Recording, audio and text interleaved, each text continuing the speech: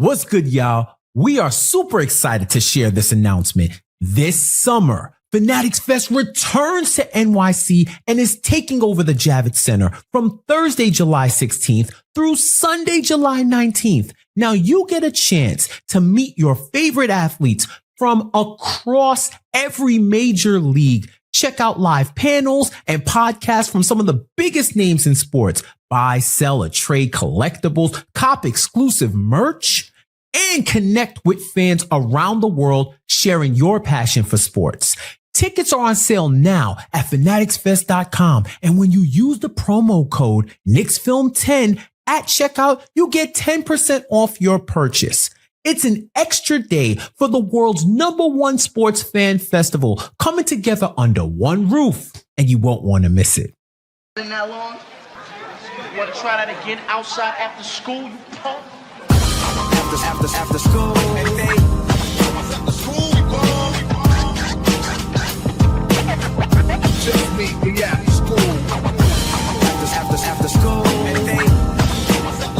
ball. Just meet me after school. After school, after school, we ball. Just meet me after school. After school. Ladies and gentlemen, boys and girls, people of all ages, welcome to KFS After School. I'm Sean for W. That is Jeff J. And as a wise man once said about the South, we got something to say. Jeff, how are you? Oh boy. I'm actually doing well. You know, I stepped outside today. I looked up in the sky. I didn't see any orange or blue bricks falling out. It's partly cloudy. Not a chance of the sky falling. But yeah, bro. I can hear the consternation in your voice. And partially because of the Knicks losing 7 of their last 9 games, specifically last night, a 126-113 loss to the Golden State Warriors. Again, their 7th loss in 9 games. But as I say all the time, when it comes to losses, not just about the Knicks, not just about NBA teams, but any league, any game, any team, it's usually not the what as it is the how and the why. And today we are going to discuss the how and the why that has us in the level of consternation. To Jeff's point, the sky is not falling. However, there is consternation in the air, especially when apparently the Knicks have forgotten how to play defense in the month of January, but that's neither here nor there. But let's dive into last night's game. Full disclosure, I went to bed at halftime because I had things to do very early this morning, and the last thing I could do listen, they could have won 15 in a row. I wasn't gonna stay up until 1 o'clock in the morning. The way my body clock is set up, I got to check it in the savings and all that stuff. So, so I woke up this morning, saw that they lost, which was like not depressing, but it's not what you want. Although in a vacuum is understandable because there's no Jalen Brunson. You're losing your best player again on the road against Golden State, who still has one of the 10, 15 greatest players in NBA history. Knicks have been traveling a lot lately, so it's all right. In a vacuum, fine. But we don't live in a vacuum. We live in New York, and what's swirling around the vacuum is why we're here now. But it's less about what happened during the game as it want to happen after the game. But before we get to after the game, let's talk about the game first. Jeff, you are glutton for punishment, so you probably stayed up and watched the whole game. What were your thoughts on the game? So, first off, shameless plug, if y'all tap into the Baca breakdown, you would have heard in less than 90 seconds what my take is. And I know a lot of you do tap in, I'm going to assume correctly. Let y'all tap in. But I will tell you, it was a game that was worth staying up for, even though they didn't win. I didn't feel like, damn, like that Kings game, I could have did a lot more with my time than stay up for that Kings game. Mhm. Win or lose, actually. But I watch every game, and unless I have a conflict of any kind, and try to get as much sleep as I can, right? The problem wasn't the offense. It was glaringly the defense. They went out to a 17-point lead in the first quarter. And in the second, they cut the Warriors cut the lead to 5 by the end of the quarter. They went on a run. Expected, like I wasn't really wilding about it. Second quarter was when the Warriors had the second quarter of water. So the second quarter of water went to the Warriors. It was in the Bay Area. There was no drought in the Bay Area. They had the second quarter of water. But more importantly, they had guys like DeAnthony Melton and Jimmy Butler and Pods and those guys locked in on the defensive end. They were making things uncomfortable. And the Knicks were missing shots. So at the end of the half, they had a 3-point deficit. Then the Warriors turned the clock back to 2017 and went on one of their classic FU third quarter runs, like a 13-2 run to lead by double digits. And from there, they were just trading baskets for the rest of the game. That's really what it was. Now, one of the topics I know we're going to talk about was also a key play in the game when Draymond Green flagrant fouled Cat, tried to grab at his ankle after Cat blew by him. Cat got 2 shots in the ball. Cat splits the free throws. And then on the ensuing play, catches the ball low. Pods comes running at 100 miles an hour towards him.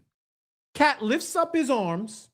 Pods runs directly into Cat's elbow. And they call an offensive foul and review it for a flagrant, which it wasn't. And then 15 seconds later, Draymond drives by Cat and they give him his 5th foul. So he picked up his 4th and 5th foul within 15 seconds. And those 3 plays in general took like 16 minutes of real time of reviews and stoppage to get through. So the Knicks had cut it to single digits with a chance to take it down as low as 5 or 4 points. That was a swing that they didn't really recover from. But at the end of the day, they just could not get stops. They couldn't get stops. These guys were hitting open shots. Curry was quiet in the first half and then woke up in the third. They didn't really have an answer. A lot of positive signs on the offensive end, but collectively, this is a team issue. No one can really step up and say, hey, it's not me. Like, y'all lost. This is a team issue. Brunson and Mitch didn't play. There's been a lot of talk about Brunson being a negative defender and giving back as much as he gives on the offensive end. He wasn't there. They gave up 126 points. There's times when Cat hasn't been there and they've given up triple digits. They have a defensive issue. They've completely fallen off a cliff. And I don't know if it's effort or scheme or personnel or yes to all 3, but they got to figure it out. So during which watch long was it? The Detroit game.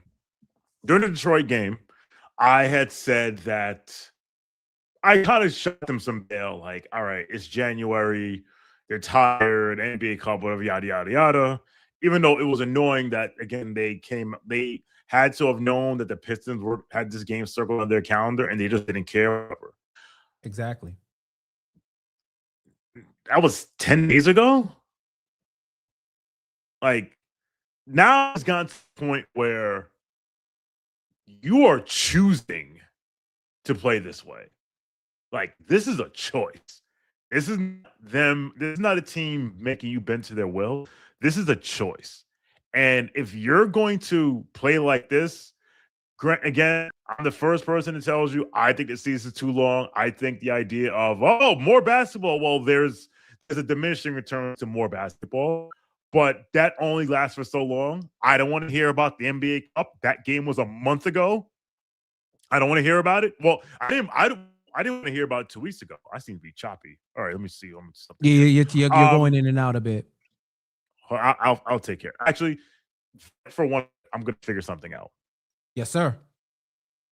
All right. So as Sean was saying, I think what he was alluding to is people had a lot of grace for the Knicks in their slide due to the rigors of the season. Winning the NBA title is a war of attrition. It's what it is. That's why you have an 82-game season. And me and Sean differ on that, right? Like, he wants to cut the season. I don't. And it is a war of attrition. So you're going to get dog days during the season. I didn't really attribute it to the cup as much until I saw the records of all the teams that ended up in the semifinals, and then some of the records of teams post-cup. Like, if you look at the Lakers, the Bucks, and now the Knicks, everyone that won it, there's a lot of travel involved. There's a lot of wonky schedule things that they desperately need to figure out if they want the cup to become a thing. But the cup was on December 16th. We're literally a month out of the cup. At some point, this can't be an excuse anymore. At some point. And I think we've reached some point now. So now it's more so a systemic issue than a schedule issue. And this is what the Knicks need to figure out. Absolutely. You're perfect. Okay, I think All right, there we go. Okay. It's absolutely systemic. And that kind of, so what is the cause of the systemic issue? Now, if you go on Knicks Twitter, there's a 4-letter word that is being attributed to the Knicks issues. Or if you're Enzo Amore, it's a 5-letter word. And I'll spell it out for you. That's a deep cut. I don't even know who that is. I assume that's a dude on AEW. Well, it's former WWE wrestler. Okay. Well, they used to call people that, but it was SAWFT. Soft. I was gonna say it's a 4-letter word that begins with S and ends in T, but it's not what you think it is. They're not shit. They're soft. Now, if you've noticed, if you follow Jeff and I on these airwaves and on social media, you will hear us attributing, because we think soft has become the new catch-all word. Like, anytime the Knicks don't do something they're supposed to or whatever, it's like they're soft. So they lose a game, they're soft. They don't get a rebound, they're soft. The roommates pod showed up a half hour late because they're soft. And I believe this is just, it's lazy. It's lazy. But one thing I do know about the Knicks is that they're non-confrontational. They're not soft. They're not punks. But they seem to avoid conflict. They seem to relish in avoiding conflict. But I'll say this. Because I've seen how many videos have we seen people posting of Brunson being knocked down, no one helps him up, OG get a ball thrown at him, no one confronts Desmond Bane, Cat getting tripped by Draymond Green, and we'll get to him in a second, no one getting in his face, whatever, yada, yada, yada. And I see a lot of, this is a problem, this is an issue, that we can't have this, what's wrong, da-da-da-da-da. But you know what, Jeff? A lot of the same people who are throwing around the word soft and saying that this is a problem and that this can't continue and this is unacceptable are the same people who during the 2024 NBA Cup quarterfinal said, what do you want them to do about Trae Young rolling dice on the court? You want them to get into a fight? You want them to get in a brawl? You want them to get suspended? They should fix it by winning. You should beat them, and that's how you solve it. Jeff and I said, we should do something. You know what they should do? Something. But apparently, something was not enough. And I said it before, and I'll say it again. Trae Young did that because he knew he could get away with it. But Jeff, they told you it's not that big of a deal. No. And here we are.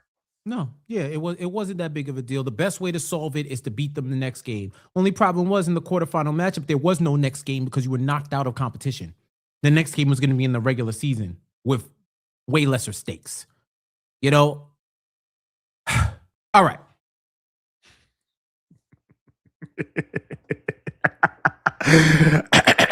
Because enough is enough, right? There's three types of individuals, and you go through it. You went through it briefly. Let me break it down a little bit. There's three types of situations that players will be in where confrontation is warranted, and you can see why there may not be continued hostile feelings. I'll say that. Situation one is the Desmond Bane, bro, what are you cooking situation. Where even though somebody has a reputation, quote unquote, for doing bugged out stuff, it was so bugged out that I will give the Knicks a pass on that one. Because I was like, Bane, what are you doing? OG was like, Bane, what are you doing? To the point where viscerally, innately in his body, he pushed him. Because his body, it's a defense mode. Because it's like, yo, you just got a ball beamed at you. And what happened? They spoke afterwards, like during the game. You know, Desmond Bane swore he was falling out of bounds, and everybody told him he was wilding. OG went up to him like, yo, are you good? Are we good? He's like, yo, we good. After the game, they dapping up and laughing about it because he knew he was wilding, and it wasn't, you could tell it wasn't malicious. But that was also a situation where you have certain dudes on teams, and that happens. They don't care about your relationships. They don't care about anything. I got to go protect my teammate. Think about football.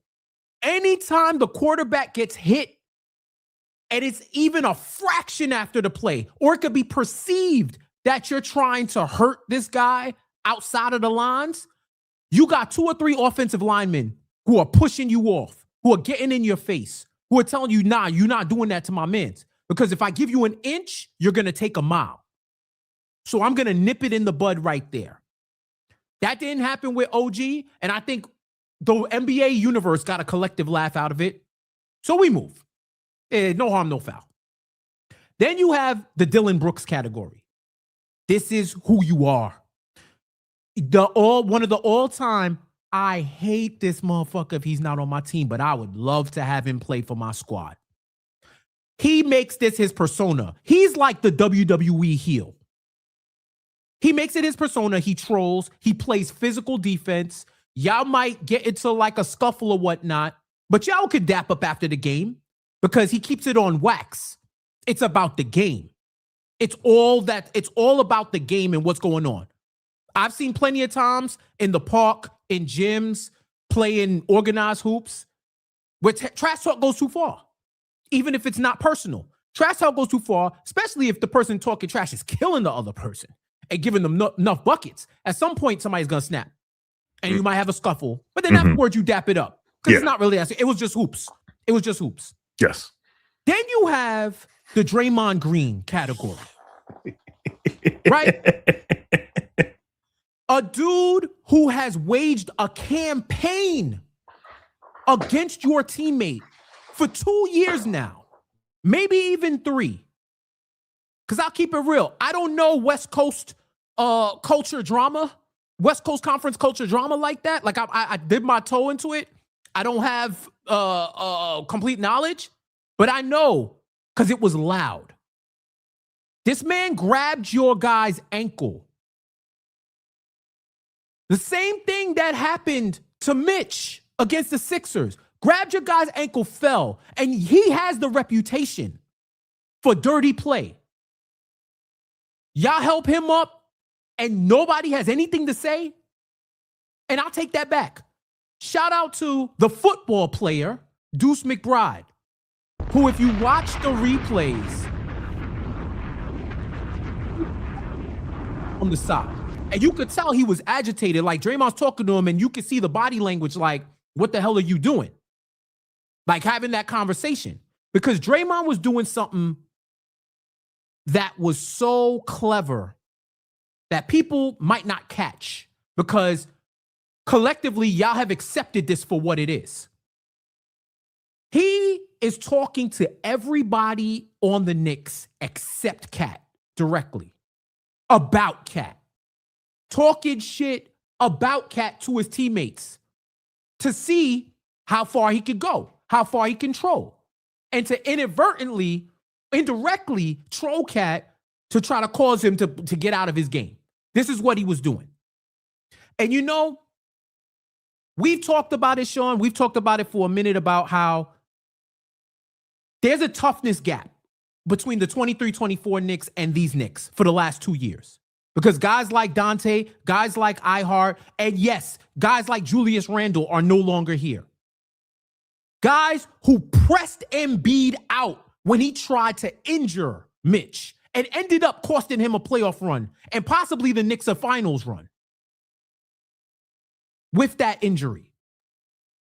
Dante getting into Embiid's face. Hartenstein continuously telling dudes that ain't going down. Shit, Alec Burks getting into people's face because we're not letting that happen. The presence, guys like that. But you can't even say something antagonistically to this dude? Listen, dog. Y'all can say whatever you want, and the conversation around Cat is getting weird. It's getting super weird once again about personal attacks. Y'all can say whatever y'all want about the Cat. If y'all want to say that his on-court play is soft, y'all want to say he doesn't go up strong, he doesn't do these things that you want to see a typical big man do, keep it on wax.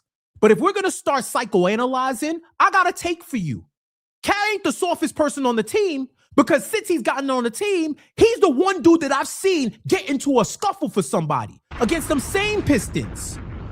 Who was pushing dudes away from Mitch when they pressed him? It was them two against the entire Pistons, pushing him, walking away from him, and saying, I got you, dog. Mitch is talking, laughing. I got you, dog. Y'all call this man all this type of stuff. Y'all get into homophobic rhetoric. Y'all do all these things. But he's being the teammate that he wants others to be. Where's the leadership? Maybe there is a leadership issue on this team.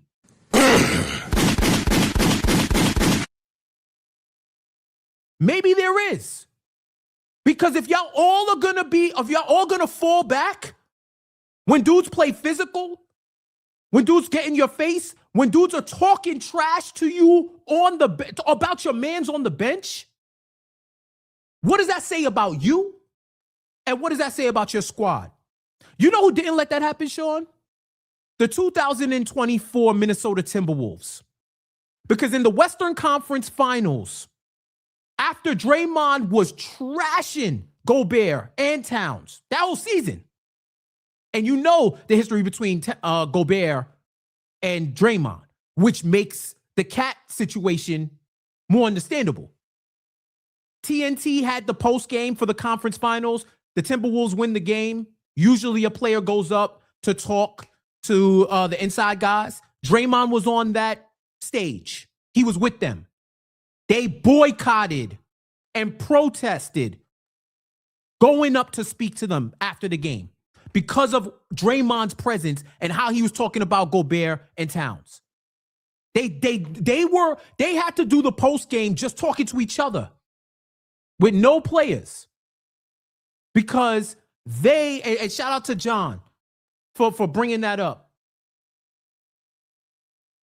to support Gobert and Towns. They said y'all could talk to each other because we see what you're trying to do with this dude and we're not going to be a part of it. And you know who probably put their foot down? The leaders of that team. Anthony Edwards, Naz Reid. Hell, even the most gentlemanly man in the history of the NBA, Mike Conley, probably drew a line and said, nah, we're not going. We will not be there no matter what. Because that's how you support your players. That's how you support your team. And at some point, I don't know what's going on in the locker room, but at some point, y'all not supporting for us to see. That's important. Y'all think this man is so... Dude, y'all think this man... And yo, Cats pissed me off. Don't get me wrong. He pissed me off. He needs to step up. If you're a second auction making 53 mil, yeah, your bank account matters. You got to step up, bro. You cannot be a decoy. You've got to impact the game positively. But for all this talk about he's weak-minded, what does it say when his team won't step up for him? That reflects more of you of the team than him. Because I don't care if I can't stand your guts. If you annoy me, you can't grasp defensive concepts. If you don't take certain stuff seriously. When we step between the lines, you are my teammate. I'm there to protect you. I'm there to hold you down. I'm there to support you. If you got beef with that person, you got beef with me. You got beef with me. You got beef with everybody. Sean, you know, we in a frat. We know we know who's fighting and we know who's not fighting. Absolutely. Down, right? We already know the situation. So it's in our best interest to be with the people who we know won't leave my blind side open if we get into a scuffle. But we also know the people who are non-confrontational, who are the ones that are always piecing it up. Hey. That's me. Hey, that's me too. That's me. Non-confrontational, always piecing it up. But there is a boundary that is drawn. And if you cross it, we will usher you respectfully across the other side. And if we are at the point of no return, then we're not going back. There are those type of people. You do not have to act outside of your character. You don't have to be something you're not. In fact, you should be what you would want your teammate to be in similar situations, which is supportive, which is having your back, which is telling the dude who that might be your man off the court, but on the court, no. This is my brother. We've had that talk before. Houston against Detroit. The Thompson twins get into something. I fully expect one of the Rockets to be like, yo, he my brother. What's up? I'd rather both of them tell me get out of it. Because that's my brother. That's what it is. No, that's been too done. That's been too done. That's been too much. That's been too done. No, please. Someone said it in the chat. It was like, this needs like an ether under it. No. But I don't want that. But my fact of the matter is, bro, that is an issue. That's a locker room issue. That's a mentality issue. And as somebody who rooted for the 90 Knicks who would have been fighting every night, I understand that doesn't mean you're going to win a championship. It might endear you to a team more. That doesn't mean that you're going to win a championship. And if y'all can win, then it is what it is. But you got to pick a struggle. You've got to pick a struggle. You can't have multiple struggles. You can be professional. You can be classy. You can talk about the next play and whatnot, but you can still have boundaries. That's sucker shit, man. And some of this fan base, I feel like we've been infiltrated. You know how they be saying people pay protesters? That bullshit? I think people are paid to be in this fan base and disrupt it, bro. Like, there's too many. Too many. Like Sherwin 2025. Come on, man. I'm talking about fighting. Get that off the screen. We're not acknowledging. Have you ever played basketball? Sherwin, I've played basketball. If he don't got a real Abby, don't put him on the screen, bro. Don't put him on the screen. Enough is enough. See me if you got an issue. Enough is enough, bro. Stop it. I'll say this, and that was very well said. And I'll say this. It's the Knicks are not non-confrontational. That's just who they are. That's why the title of this show is They Are Who We Knew They Were, because Jeff and I saw this. To the non-athlete, person with non-athlete says, do what are you talking about? If you've never had a situation where someone did something to you and you felt like you had to do something back, you didn't, then either you're a far better man than me or you're non-confrontational. And I don't want to use the S word. I don't want to use the word P. I don't want to use the P word, but whatever. But my biggest takeaway from this, and I saw Dirty Dancer in the chat. Shout out to Dirty Dancer. Like, nobody did when Embiid grabbed Mitch's leg. No one did anything. It's like, what? What? Even if that were the true, because I don't think that is not true. That's not. But even if that were true, why are you justifying this? Like, why is it that the only two responses have to be absolutely nothing or drop gloves and let's go 12 rounds? Like, there's so much space in the middle. But for me, the biggest issue for me is not that the Knicks, this group is mostly non-confrontational. It's that the league knows it now. It's that now the league knows if you make these guys uncomfortable, if you get under their skin, if you push them around a little bit, if you get a little physical, they are going to make a business decision and say, we'll get them next time. It's almost as if they are now, not the boy who cried wolf, but it's like, if you do what you've always done, you get what you've always gotten. So if you're going to allow if you're going to allow people to do, like, you give people an inch, they take a mile. So if everyone knows they can take you for, if you know what, if a bully robs you for your lunch money and on Monday, and then he robs you in front of school on Tuesday, and then guess what? The bully's friend, who's not really a bully, tries to rob you, and he robs you for your money, your lunch money on Wednesday. Then the following week, then on the Friday, the biggest herb in school tries to get you for your lunch money. And you're like, yo, what are you trying to do? And it's like, why are you trying to get me for my lunch money? They're going to be like, yo, you let everyone else get your lunch money. Why can't I get some? Right? So the fact that the league knows this is a bit of an issue. The other thing is, and I spoke about this last week, we're now at the point where I believe this Knicks team, especially what they did against Boston after going 0 for 10 versus Boston, OKC, and Cleveland in the regular season, and then beating Boston in the playoffs. I think this team believes they can flip the switch whenever they want to, when they're ready to, which concerns me because they've done nothing to say they can flip that switch. To think that they can flip that switch and it will work.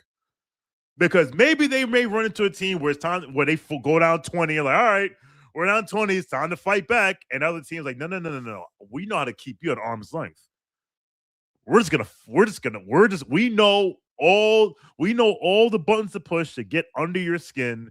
And you are going, listen, I'm old enough to remember seeing Jalen Brunson celebrating Asar Thompson falling out of a game that the Knicks lost. Like, and I remember seeing that. I was like, dude, you better fucking win if you're going to do that shit. Yeah. And you know something, Sean? I see predictable comments in the chat and whatnot. I'm not even mad. Like, I got that off my chest because I understand. Once again, fan is short for fanatic, and if you're gonna call me a fan as a pejorative, that just shows more about you than it does about me, because I could get into some real hot talk, but I'm not gonna do it. Here's the thing: we're all passionate about certain things. Mm-hmm. Doesn't make you right, doesn't make you wrong. We're all passionate about different things. I'm not getting too high or too low off of these wins. I love it when they win because it just feels better when they win, right? I'm not going to get too high, too low, because I know that there's a larger prize in mind. I know there's a long-term plan for what they want to do this season. I get upset or frustrated, I should say, when there's recurring things that it doesn't seem like it's improving. This defense doesn't seem like it's improving. Now, Brunson is questionable for the Suns game on Saturday. So if he starts, then they'll have their whole squad back. And at that point, it's like, yo, y'all gonna have to figure it out. You still have to figure it out. But at that point, there's gonna be no more. All the excuses are off the table. You guys as a team need to figure it out. The other thing that I'm super passionate about is teams having each other's back. Because that's how I grew up. In life, in sports, in anything. You support each other. And that just looks whack to me. I'm sorry. That looks whack to me. Hugging up on Draymond after the game looks whack to me. And even the comments that Mike Brown made after, I'm sorry. I know that's your man. I know you coached him for years. That's whack to me. You have a different priority now. And I'm sure he's been coaching for years. This is like a drop in the bucket to him. He's like, yo, I've seen this every day. We know what Draymond is, so we're not going to let him throw us off our square. That doesn't mean you can't draw a boundary line, man. I'm sorry. When they come to the Garden in March, it better be a different type of energy, dog. Like, support your teammate. Support him. And yeah, Cat hasn't had a season like he had last season. He's faltered. I still think he is the one of the most important X factors for this team and how high they can go. Because if he can be consistent, there's few teams on the planet that can beat them. But he has to be consistent. And like I said, he's done stuff that's pissed me off. And like the fouls will always infuriate me. Lack of assertiveness will infuriate me. And the defense will infuriate me. I just need to see improvement so that I know that when it's crunch time, that's not going to happen. I think his post-season run is underrated with the Knicks. You take them off that team and they don't get past Detroit, I'll tell you that much. And if they don't, as you would say, Sean, piss down their leg in game one against Indiana, we're talking about one of the all-time Knicks playoff performances from Cat. That deuce block, all of that got erased because of what happened. So even with all of that and seeing all the hugging and all that afterwards, I'm not making this a thing. This is another one of those situations where we speak about it and we move on. It comes up again. I'll just give you the hands and tell you this is what it is. I hope they can overcome it. Right? Like that's just what it's going to have to be at this point. If they don't got an issue with it and their locker room is secure like they think, it looks crazy from the outside, but y'all got it. Y'all got it. I just hope that this doesn't become a major problem going forward. We have a super chat from Stevens Guillaume. Shout out to Stevens Guillaume. Thank you for your generous contribution. This team isn't playing inspiring basketball right now. Watching them as they are feels like a chore. 41 games left to play. I want to have fun again. They need to find that joy back. Stevens, again, thank you for your generous contribution. Thank you, bro. Second, you're right. It feels like it's a chore to watch them. It feels like it's a chore for them right now. And what the concerning part about his team is that on days where because right now this team can't keep anyone in front of them, but usually this team will be able to lean on its offense. And shout out to Jason Meredith, who said this on Study Hall a few weeks ago. Like, we have to get used to this team winning with offense because as Knicks fans, we're told you have to win with defense first, second, and third. But with that said, listen, against Sacramento, they shot 1 of 19 from 3 in the first half. Like, what are you going to do, right? But offensively, they haven't been able to get their stride. Now, you can say because Josh Hart wasn't there, or Jalen Brunson missed a game, or he got hurt, or Landry Shamet is out, whatever. But to Jeff's point, if Jalen Brunson plays on Saturday against the Suns, everybody's back. Everyone is available. So what will be the excuse then?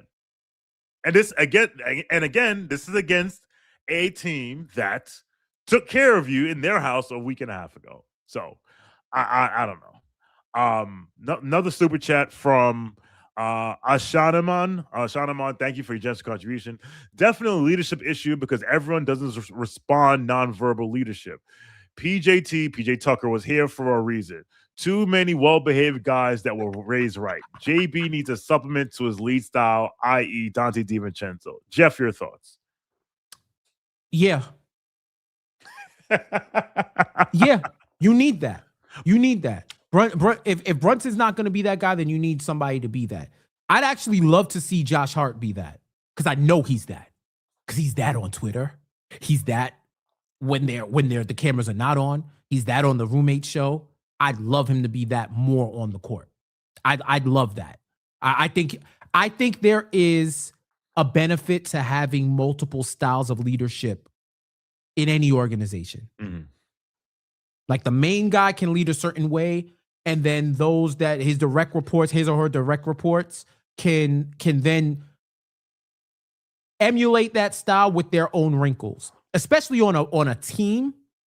If you have the leader who's like, yo, we're going to be about our business, we're going to take this seriously, boom, boom, boom. All right, cool. Then you have enforcers or people who have the enforcer mentality, because the NBA don't really got enforcers like that no more.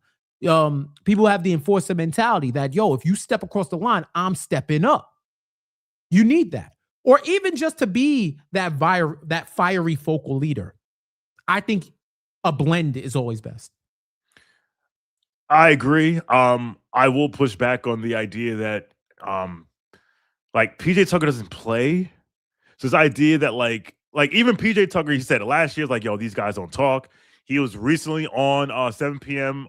In Brooklyn with Carmelo Anthony. Talked about how Cat is the bridge for this team being like a 3 seed to like a finals team and beyond.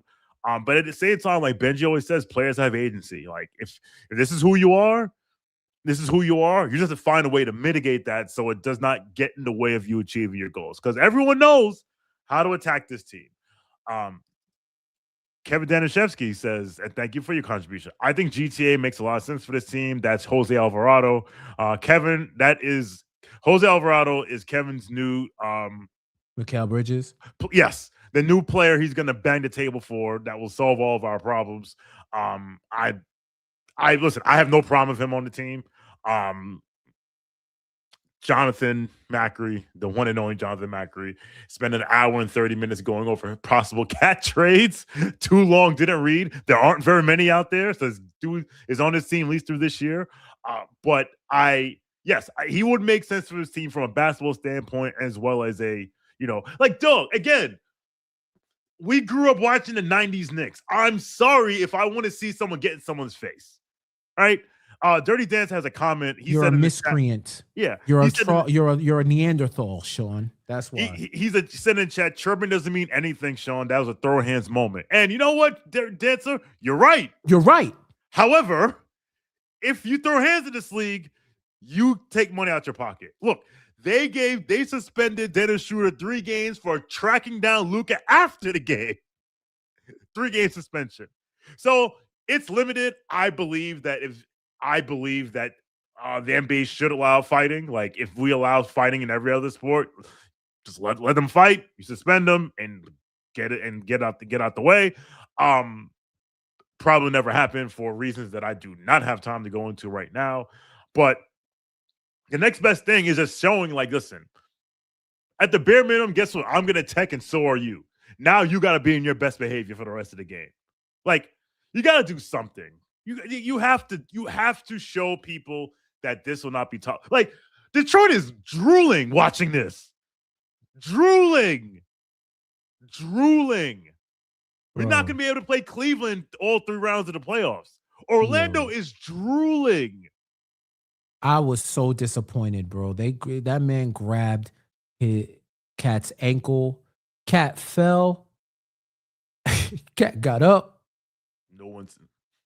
Look, you know who Draymond Green whack. is? He is the 21st century, well, the 2010s, 2020s Kevin Garnett. In the sense that Kevin Garnett was a dude that talked cash shit to every single person in the league. And the rule with Garnett was don't talk back to him, it'll get worse. And I always said to myself, like, y'all really afraid of Kevin Garnett? And which is why, as ridiculous as it looked for Carmelo Anthony to be standing by the bus waiting for Kevin Garnett, I understood it because he's like, yo, you need to know that this is unacceptable. And guess what? Over basketball. But guess what? But yes.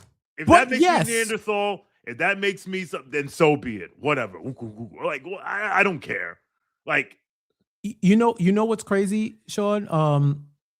Somebody in the chat, I'll put it up.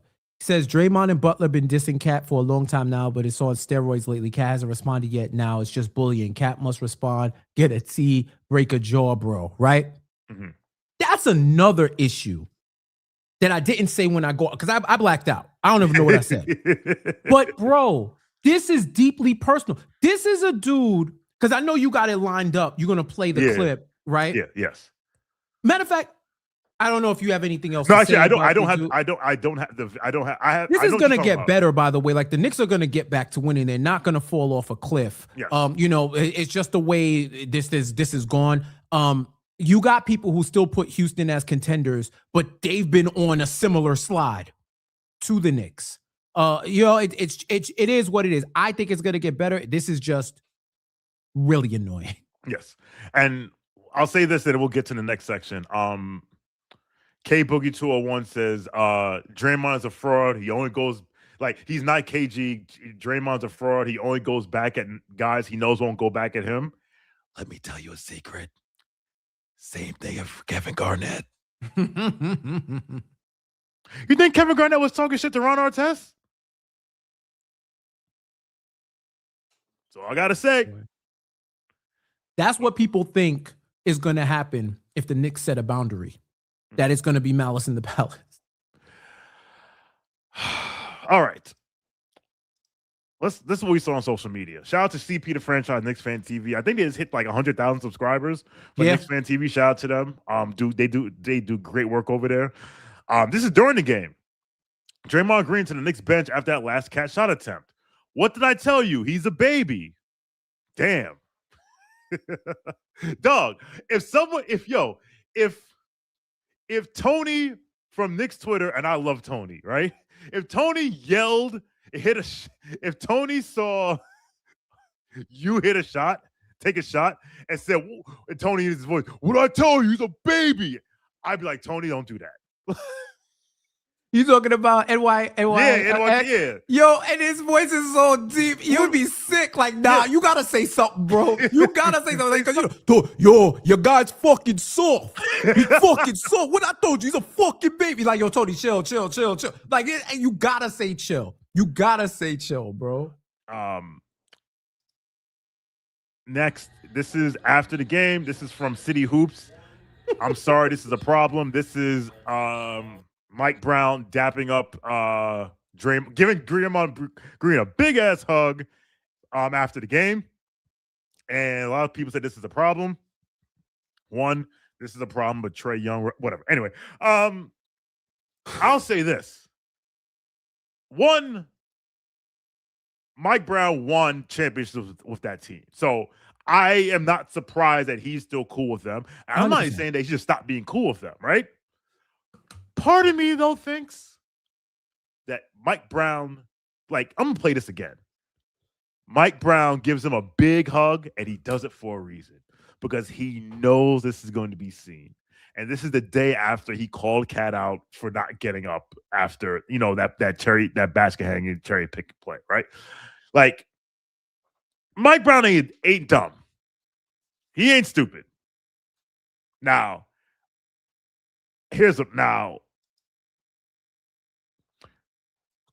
Carl Towns Sr. dapped up Draymond Green. And shout out to Kevin Danishevsky, no super chat. What do you think of Draymond dapping Cat Sr.? Here's what I make of it. Two things. One, like Jeff said, listen, if y'all cool with it, all right. Like it, I love it. I'll let it go. Whatever. Right? Like at some point, it's like, I'm not going to hold on to this more than you are. But I think clearly Carl and Carl Sr. have had to had a conversation about Draymond Green within the last 3 years. I'm sure it's happened once. So I say that to say, I don't know if Carl is going to be like, oh my God, if he sees this, because it won't be a surprise. Like whatever response, interaction, Carl Sr. decided to have a Draymond is not going to be a surprise to Cat. So between them, they can handle it. Any comments on this, Jeff? I guess like what do you think? Listen.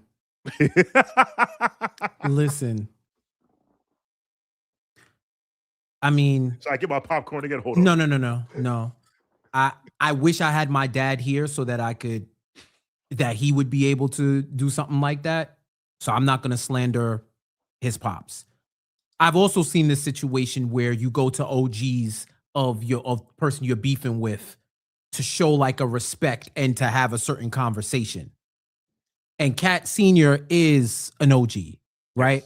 Like all the players know him. All the players got respect for him. Even if they had heat, Draymond was not walking by Cat Sr. He was going to give him, he's going to shake his hand. He's going to dap him up. Like that's going to happen. If Cat Sr. thought he was violating, he wouldn't do that. Agreed. So Junior must have said he's good. Like, oh, I ain't really think about it. It's just bad. Like, he's trying to get into my skin, dad, da-da-da. You might be lying. You know what I'm saying? But I don't believe Cat Sr. wanted to violate. And even if y'all had an issue with this, I don't got an issue with his dad because his dad is not his teammate. Yeah. Even if you had an issue with that. And you know, bro, you're going to play the Draymond. You actually... Well, I'm going. I don't have the video, but I have the quote. That I know what you're talking. You're talking about this. This is Draymond after the game. And he says, "It's an honor to play against a talent like Karl Towns. I know I talk my junk, stir the pot. I have to, or he's gonna drag me. We'll play them again at the Garden in March. I'll talk, but I got so much respect for him. Brings out best in me. I'm grateful." Shout out to New York Basketball at NBA_New York on Twitter. They have the whole, it's a minute 27 seconds. You can check out the whole clip. But I found this interesting. Jeff, I want to hear you, because part of me feels like this is almost, part of me thinks this is like Michael Jordan games, like, let me be buddy with you so I can make you think it's all good so I can just shiv you in the back again. But part of me also thinks that, like, I do think Draymond, for some reason, there's something about Karl Towns that gets Draymond fired up to play ball.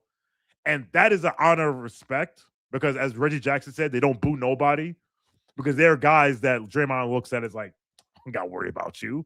Like, I'd rather you have to worry about me. Now, grabbing his leg, I think is going too far. But I do think that there is a modicum of like, all right, there's a level of respect there, but at the same time, it's like he clearly knows he can just like he can just verbally mess with you and get away with it.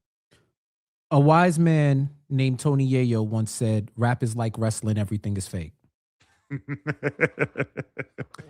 This is masterful 4D chess. He called him Karl Towns. He didn't call him Karl Anthony Towns. He called him Karl Towns. When you hear people call him Karl Towns, it's low-key a pejorative. It's low-key a pejorative. I thought this was masterful. Draymond should be writing villain arcs for people. Because now what are you going to say? He came out, he didn't disparage him. He said it's an honor to play against him. He knows he has to go full Draymond in order to disrupt Cat. And he respects his game and all of that. I think I have a different definition of respect than Draymond. Because if Draymond respected Cat, then he wouldn't assume that the reason why Cat missed a game against the Warriors was because he was scared of Jimmy Butler, the same Jimmy Butler he gave 42 in a Knicks uniform in Miami. And when he was actually at a funeral for his fiance's family member. And the NBA is a fraternity. If you really wanted to know why he wasn't there, you could have found out. You could have made a call or two or a text or two. You could have found out. But you decided to perpetuate a narrative, maybe because you respect him and you wanted to throw him off his game, even though you weren't going to see him again until possibly the finals, but you knew y'all wasn't going to be there. So, pardon me if I don't take this as face value, bro. I just think there's a different type of respect definition that I'm a part of. Like, you keep it on wax. You don't assume that people are like, he's never avoided these dudes before. He hasn't. So why would he avoid them now? Like, for real? But yet I'm supposed to believe it's an honor to play against a talent like Karl Towns. I know I talk my junk, stir the pot. I have to, or he gonna drag me. I'm the victim here. I'm the one. If I don't do Draymond things, he's gonna drop 50 on my head, guys. I have to grab his leg. He I think on Thread, somebody said, yo, Draymond, you don't gotta do all of that. And his response was, yeah, I do, because it would have been a blow by and he would have got a clear layup. My man said, I gotta snap your ankle. I gotta attempt to trip a 7-foot person. And knowing what lower leg injuries are gonna do. I have to be me. I have to be me, otherwise I'm not effective. There is a measure of personal in this whole thing that he's fronting on right now. He was talking it on his pod. Now what is this? Introspection? This is enlightenment? This is a turning a new leaf? Fuck out of here. and this is documented, dog. This is documented. So yeah, I am a little sick to my stomach when I see dudes hugging up and all of that after the fact. Right? If they would have won, I'd have been like, all right, whatever. You know, whatever. And on top of that, you lost? I don't know, man. But like I said, I am just like when y'all suckers came out and was Mahatma Gandhi when the dice were on the floor.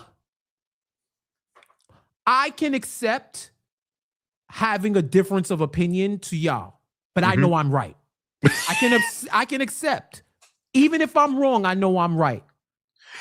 Even when I was wrong, I got my point across. Notorious B.I.G. Sky's the limit.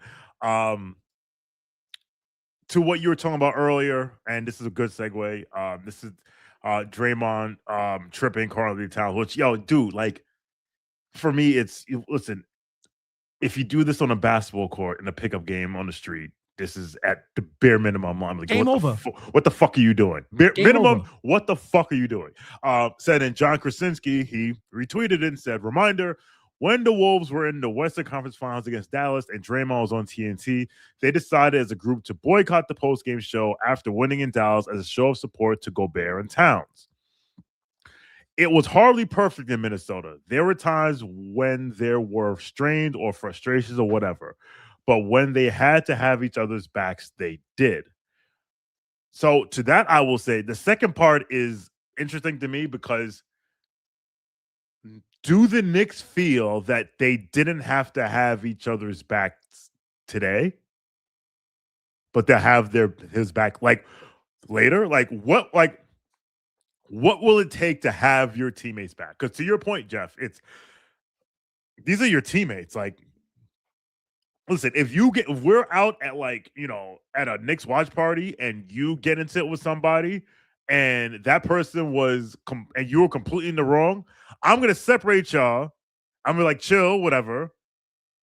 After the party or the next day, I'm like, what the fuck you were doing? But in public, I'm going to be like, yo, that's my man. Leave him alone. We'll be sorry tomorrow. Yeah, we'll be sorry tomorrow. We'll be sorry tomorrow. But Angel New York Alpha Bottle. Shout out to my guy, Ray, Ro Kappa. And again, like I say all the time, it's a matter of the league. Like, the league is going to push your buttons now for the next 41 games. They're going to. Some more than others. How are you going to deal with it? Shout out to Papa Left. He tweeted that this should not be anyone's statement. The Knicks should not be anyone's statement game because they're letting everyone drop 130. And he's right. Like, the way the Knicks are playing right now, they should not be anyone's statement game. And I said both things can be true. One, we shouldn't be anyone's statement game. But number two, as long as the words New and York and for the Knicks will always be people's statement game. Because when the Knicks are 29-53, teams love to come to Madison Square Garden and put up a show. They didn't want to put up a show against Charlotte or Sacramento or Utah or Boston or Washington or Atlanta, but they want to put up a show in New York against the Knicks, no matter how good they are, no matter how bad they are. So Guess what? When you play in New York, the target is always on your back. How you going to do your success? You going to become unsuccessful? Your success took a shot at you. Yeah. Listen, I live by that quote. Like, if quote unquote, bad things are happening to you because you're in an advantageous position, what's the alternative? To not be in an advantageous position, you gotta learn how to deal with it. Another super chat from OJ3916. Thank you for the generous contribution. Jeff got me fired up with that earlier stuff, bro. I went to get popcorn because I was like, I'm gonna be sitting here, I'm gonna watch it, but I feel him. I understand. I understand where he's coming from. If I'm in the minority, so be it.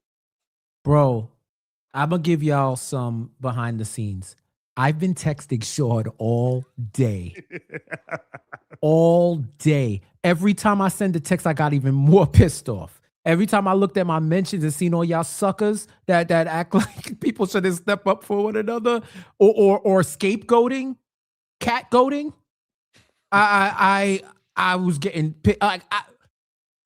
50% of the clips and the things that you see in the social section, I've been texting him the whole morning up until airtime, because I just had to get that off my chest, man. And I'm somebody, I'm pragmatic about the team. I cover the team and I cover the league, and I'm a fan, and I don't think it's a shame to say that you're a fan. You know what I'm saying? Mm-hmm. I am a fan. I think everybody who covers sports is a fan, whether they want to lie to you or not. And I've been supporting this team for decades. 30 years. So I've seen various iterations of the team, and I've watched enough basketball to know what it is that it takes to have a certain caliber that at the very least you'll be in every game. Championships also are won on luck too. There's an element of luck for every champion. I just, bro. So when you have friendships, you should endeavor to be the type of friend you would want someone else to be to you. You have your set of moral values and principles.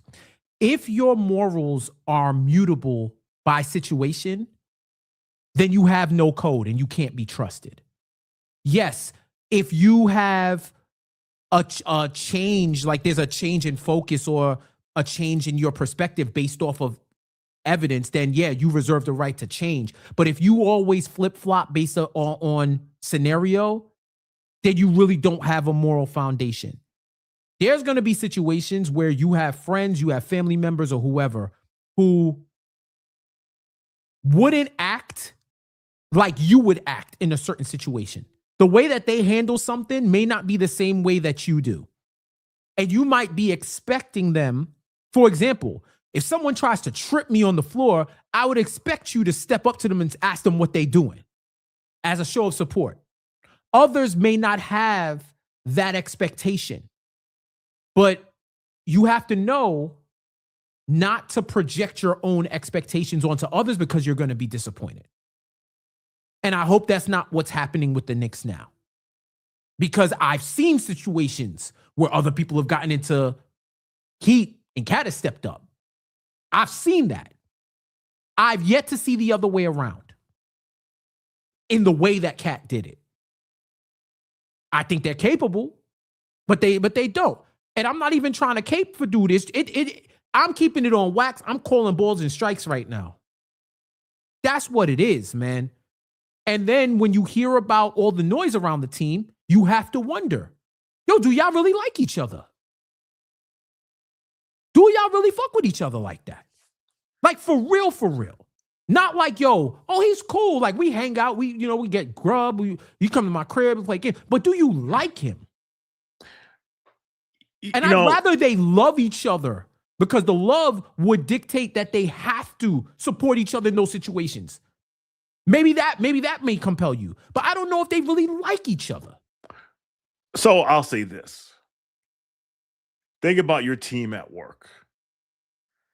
You get along with everybody, but you don't like everybody.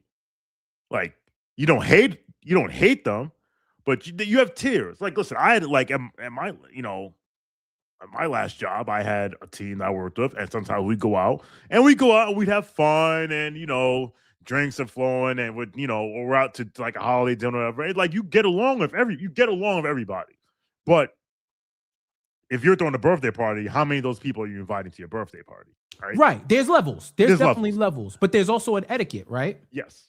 So I say that to say you can not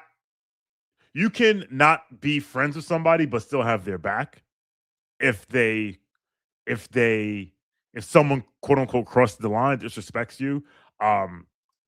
Got this quote from KFS faculty alum XJ, who says, "I've had teammates and friends who are clearly non-confrontational, and if someone F's with them, I take it upon myself to take a smoke on their behalf.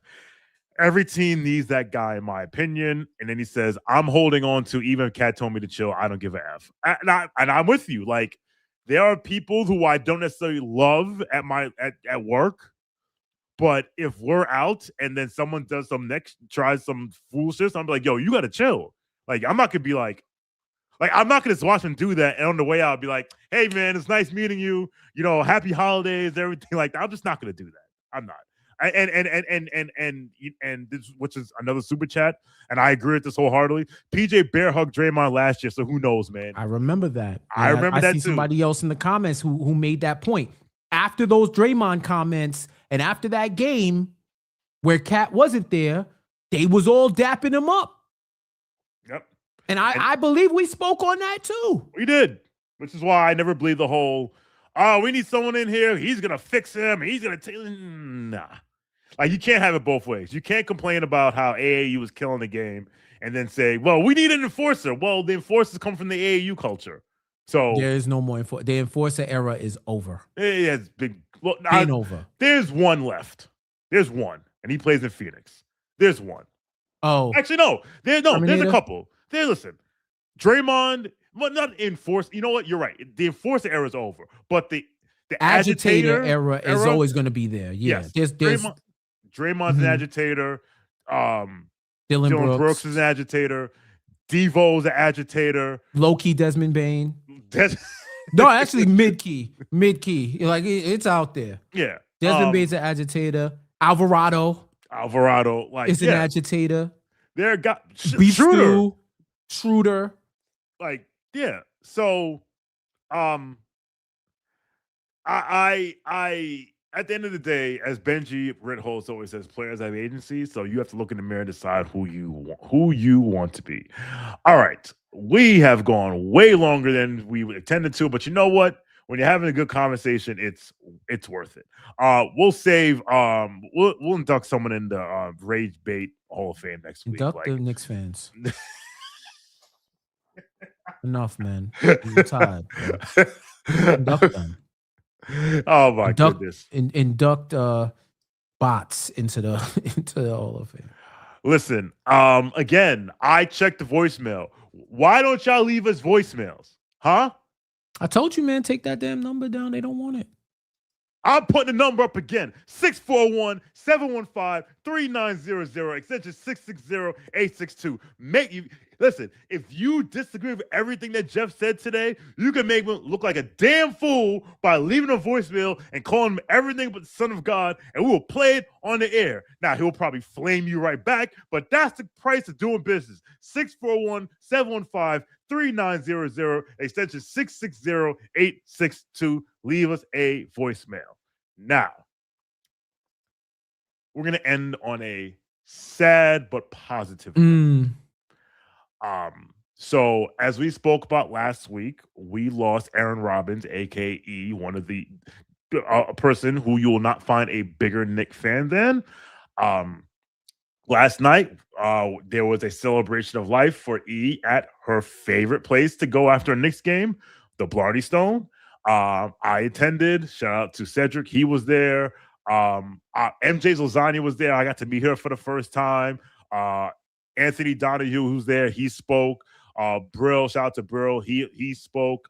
Friends spoke. Aaron's brother was the MC of the MC, for lack of a better phrase. And two things. One, and Cedric said this to me last night, and he was 100% right. E was a very good person, and she brought so much energy in life. And we all if we could be as energetic and full of energy and love as we are, as half as much as E was, this world will be a better place. The other thing is that, so the celebration of life was live streamed on YouTube. After this show, I'm gonna put the link to the live stream in the comments so you all can watch it. But I would implore you, it's over 2 hours long. It's like 2.5 hours long at least. But I would implore you to fast forward to the 2 hour and 20-minute mark, because at the end of the service, 2:20 at the 2:24 mark, at the end of the service it was called What Aaron Wanted You to Know. And it's a series of videos that E recorded from the moment that she was diagnosed with cancer to the moment that she went bald because of the chemotherapy, to the moment where she announced that the cancer had spread. She had leukemia, and that it spread to her legs, and it hurt like hell just for her to walk to the bathroom a few steps away to take a shower, to the point where she was like, I can't do this anymore. I probably have a week to live. And I'm in pain, and I fought and I fought and I fought and I tried, but I just can't fight anymore. And they were moving her to hospice. And I say that to say two things. One, even during that last video where she's laid in bed and she's in pain and she can barely move, and she said that it spread to her like her eyes, or she could barely see anything. She said, I hope the Knicks win the damn championship this year. So her eyes are always on the prize. But the second thing is, 1 year ago, if you had told E she had a year to live, she would have said you were crazy. In fact, knowing E, she would have said, "The fuck are you talking about? I got a year to live. Get the fuck out of here. I got all the time in the world, baby." She'd say something like that. But a year ago today, if you told her, or if anyone had said she has less than a year to live, we'd have been like, you're crazy. But here we are. So that's just a reminder that, listen, tomorrow's not promised to anybody, but it's not very often where when you lose someone the next day, you had no idea what's coming. But for a year, that happens a lot more than we think. So please cherish the time that you have with yourself. Cherish the times you have with your friends, your family members, those that you love. If you still have family members, friends, relatives that you haven't spoken to a long time, go send them a text, shoot them an email, give them a phone call, go see them. If they're having a party or they're going out and having drinks, whatever, and you're like, I'd rather sit at home and watch Netflix. Listen, man, this world is not promised. You may not get another shot. Big facts. I told the story last week. I saw E during Gwen running the playoff game, and we spoke about whatever, and I never saw her again. So, again, rest in peace to Aaron Robbins. Again, if you'd like to donate to their GoFundMe, we'll put that in the YouTube description after the show. And, it's a shame. And I would have loved to have heard what E would have said about these motherfuckers. Actually, ironically, her boyfriend, Jesus, shout out to Jesus, he was there. He spoke. He gave a great speech about how they met and everything. Like, he was choked up. It was sad to see, but obviously they loved each other. The first game that they went to was a Golden State Warriors game. So they picked last night to have the ceremony, not by accident, because it was a Golden State Warriors game. But rest in peace to E. Shout out to her. Shout out to her family, her children, her Jesus, her brothers and sisters, everybody. It was beautiful. She'll be missed. We have one more super chat. Oh, we have one more super chat. Okay, here we go. You want to read it? Go ahead. I've been talking too much. What's up, fellas? We going through Baby Huey voice hard times right now, but it comes with being a fan. #shrug. Keep up the good work. I love following you guys. #Let's go Knicks. Double # orange and blue skies. I'm gonna give you the double. You trend setting right now with the double #. Thank you so much, Cliff. I appreciate you. We appreciate you. We appreciate the love. Yeah, I know. Listen, bro. You know what I lived through as a Knicks fan. You know, have you been through the early 21st century? Those early aughts. This is cake. I just think it's more annoying because they're closer to the championship than they were in any of those years. And the elevated expectations diminished the vibes. Let's just call it what it was. 23-24 was us against the world and against the physical limits of the human body.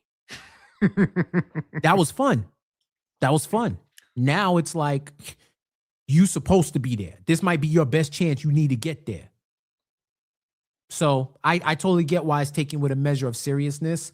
But some of y'all are bugging out, man. We got another one. Yeah. Amen to that, man. Bless up, you guys. Thank you at user. Blah, blah, blah. At user FS9QF3. Yo, you need a new name, bro. Yeah, change your at, bro. I know you probably just got on YouTube just to tap into us, and I really appreciate you, but change your at, bro. I thought you was gonna talk to me about your prince that needs 500,000 euro, and it will come back to you 15-fold. No, I appreciate that. Again, just life is long but short at the same time. It's short because in the span in terms of the universe, we are a blip, but it's long because you'll look back and be like, yo, I wasted like 20, 30 years. I could have figured this out decades ago. Facts. So there we go. That is our show for today. If you like what you hear and you are not a subscriber, please subscribe to the Knicks Film School Podcast. We are available on all podcast platforms. If you're listening on, Apple Podcast or Spotify, please leave us a 5-star review. Not 1, not 2, not 3, not 4, 5 stars. If you're watching us on YouTube and you're not a subscriber, please subscribe to our YouTube channel. That way you'll be notified when we go live for shows like this one, KFS After School with myself and Jeff J, the weekly recap with John and Jeremy, X's and O's with Benji and DJ, Cream, Cap Rules Everything Around Me with Jeremy, Dream, Draft Rules Everything Around Me with Chris Persianen coming probably in a few months. And for any special emergency live streams, like if someone gets traded or when Jonathan Macri wants to try to find a new home for Karl-Anthony Towns. So definitely check that out. Follow us on all socials at Knick Film School. That's Knick Film SKOOL. We're on all of the major social media platforms. And if you want even more Knicks content, like special episodes like Jonathan's mailbag, you can sign up to be a KFS patron through our Patreon or the Substack newsletter written by one Jonathan Macri, which hits your email inbox 5 days a week. So for Jeff, I'm Sean for W. Thank you for watching. Thank you for listening. Knicks Nation, let's ride. And if you're out on your bike tonight, do wear white. Must be 21 or older. Gambling problem? Call 1-800-GAMBLER. Connecticut, call 888-789-7777. Massachusetts, call 800-327-5050. New York, call 877-8-HOPE-NY. Maryland, visit mdgamblinghelp.org. Not available in all states. Terms apply. See the Fanatics Sportsbook app.